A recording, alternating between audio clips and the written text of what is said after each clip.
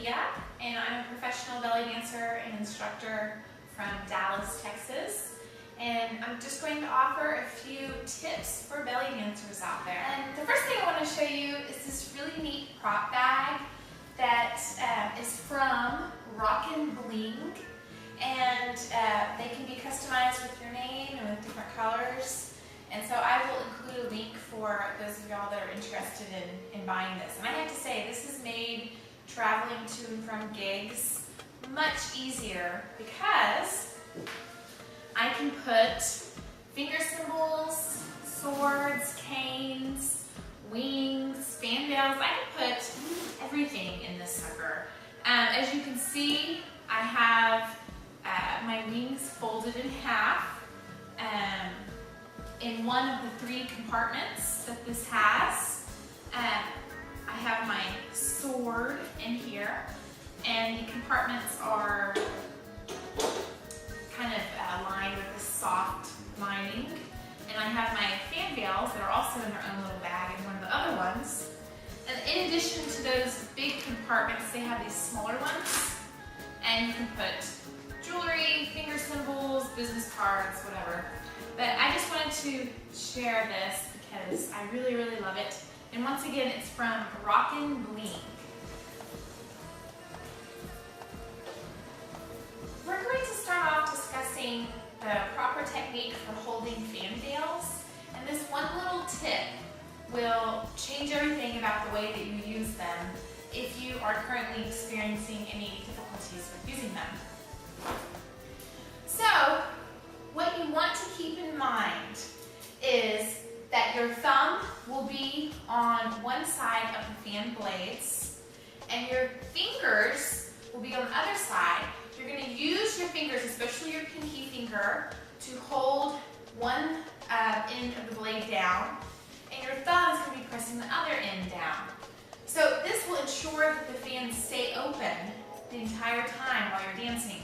I know sometimes if the hands get tired, the fans start to get closed, but you have to make sure you have that nice strong grip on it. And then the other key is that you want this blade that is close to your arm to be in contact with your forearm the whole time. Try not to have the wrists flexed so you don't end up losing that contact. If you have this blade of the fan touching your arm the whole time, it's going to look much more seamless and like the fans are just an extension of your body instead of the appearance of holding the prop in an awkward manner.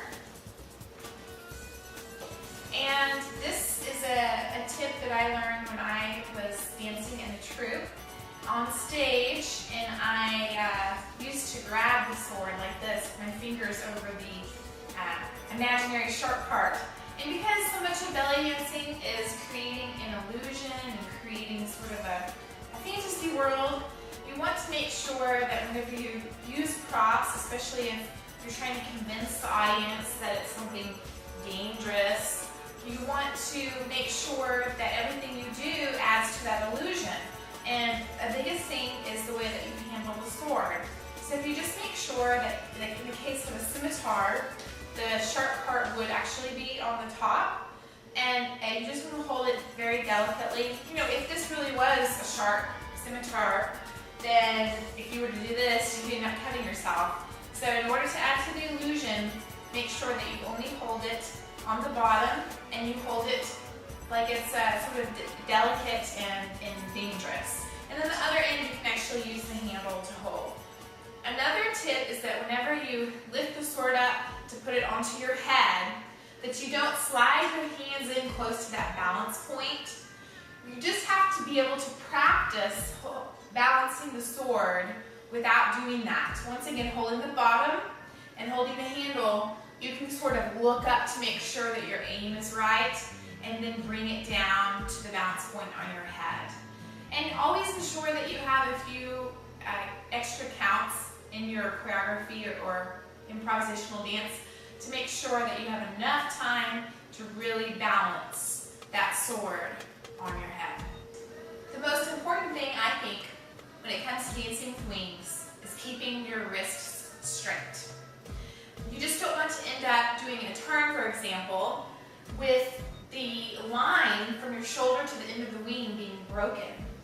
So for example, here is a classic windmill turn with my wrists in the incorrect position.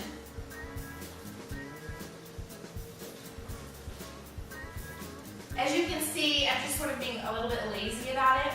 So what I'm going to do is make sure that the line from my shoulder to the end of the wing is straight.